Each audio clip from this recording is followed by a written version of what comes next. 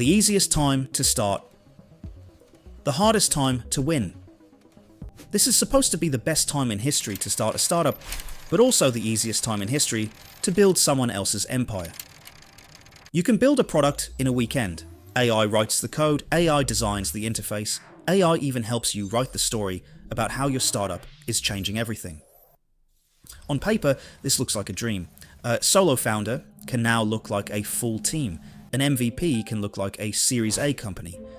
Everything is faster, cheaper, cleaner. So logically, this should be the golden age of opportunity. Because if everyone has the same AI tools, then everyone finally gets a fair shot right. But here's the problem. Despite all this power, most AI startups still fail. Not loudly, not dramatically, they just disappear. Not because the products are bad, many of them are actually fine. They fail because no one notices, no one remembers, no one switches. Because while AI gave everyone the power to build it, also gave a few players the power to own everything built on top. So that raises an uncomfortable question. If AI made building easier than ever before, why does it feel like the winners were already chosen? If AI builds empires, why are startups collapsing? AI made everyone a founder. Here's the belief driving this entire wave. AI didn't just improve startups, it erased the old barriers completely. You don't need to be a great engineer anymore. You don't need a designer. You don't even need a big team. Ideas. AI brainstorms with you. Design templates, auto layout, instant polish. Code generated, fixed, refactored in seconds. Infrastructure, one click, deployed. Branding, clean logos, modern websites, confident copy. For the first time, a single person can look like a real company. But when everyone can look like a company, how do you tell who's real? That's the illusion. We thought AI would level the playing field, but it just rebuilt it with different rules. Every independent builder still relies on the same few platforms: OpenAI for intelligence, AWS for infrastructure, NVIDIA for compute and Google, or Meta for discovery. So while it feels like anyone can build in reality, everyone is building on top of the same foundations owned by the same empires. Every era of technology begins with the same promise that better tools will set us free. But what if the tools are just new gates with shinier locks? AI gives everyone the power to start, but almost no one the power to last. It's not equality, it's accessibility without ownership. The dream of democratization looks inspiring from a distance until you realize it's built on borrowed ground. AI made everyone a founder, yes, but it also made every founder dependent. When creation gets cheap, difference disappears. Here's where the story breaks. When building gets cheaper, difference doesn't increase, it disappears. AI didn't just speed things up, it turned intelligence into a commodity. Writing automated, design automated, planning automated, even thinking through a problem automated. During the Industrial Revolution, machines replaced physical labor. In the AI era, machines replace cognitive labor.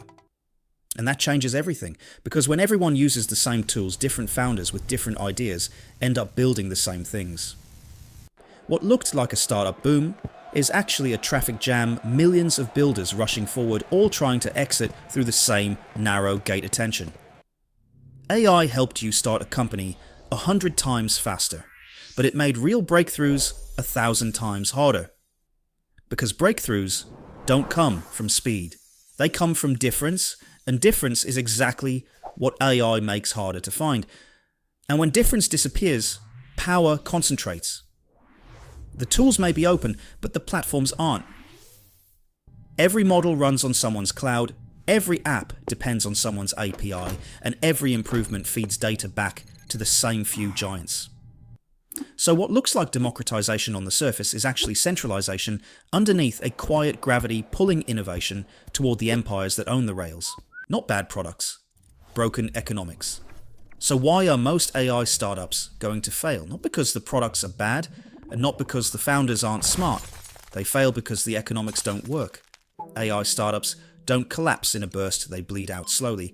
Because every user interaction costs compute, every query burns GPU time, and the better your product gets, the more expensive it becomes to run.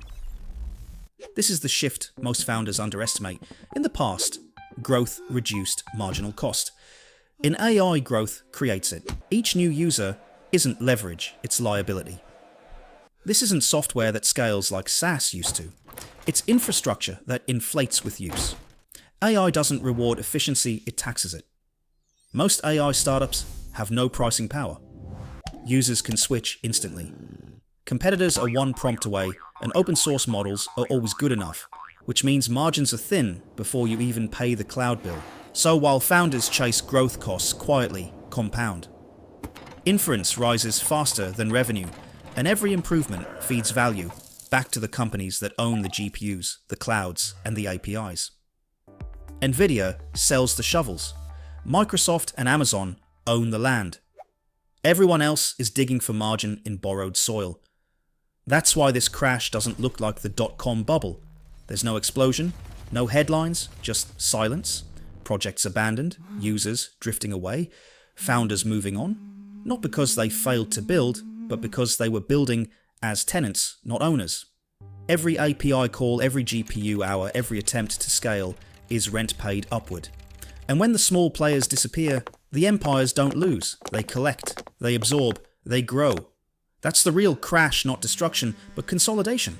AI doesn't destroy value, it redirects it upward. The new moats are not technical.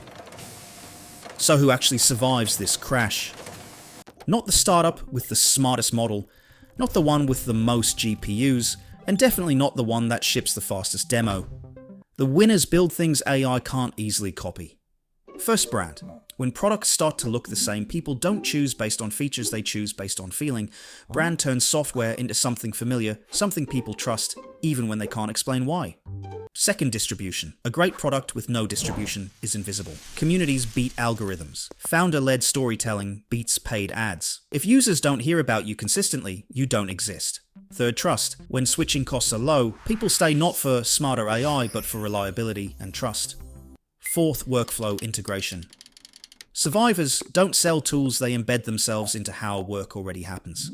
End-to-end problems. Fewer clicks. Less context switching.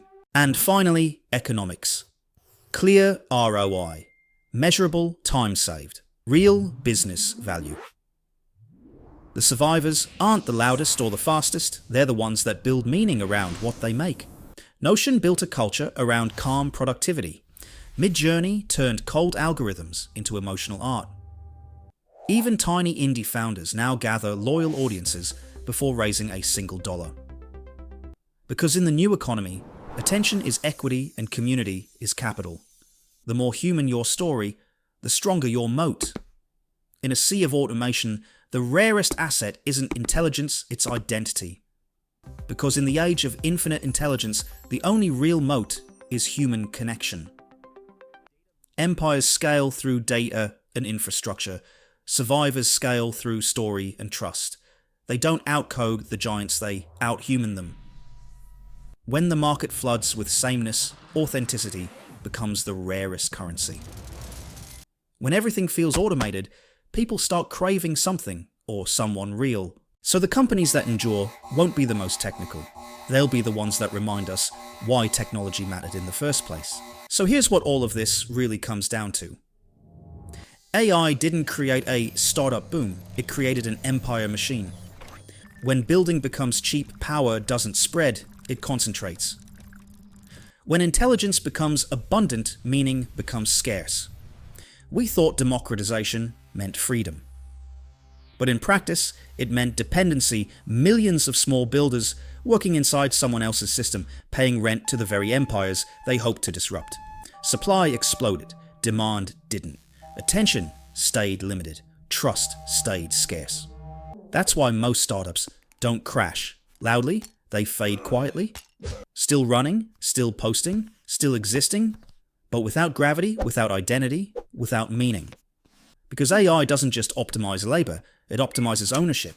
And ownership is what decides who survives. The more we automate, the more value flows toward whoever controls the rails. The code may be open, but the infrastructure isn't. The dream was decentralization, the reality is digital feudalism. So maybe the real challenge isn't building faster, it's building differently. If AI builds empires, someone still has to build meaning. Someone still has to build trust. Someone still has to build us. Maybe the next revolution won't be powered by GPUs, but by questions. Because the real frontier of intelligence isn't artificial, it's human. And maybe the most important thing we'll ever teach machines is why we decided to build them in the first place.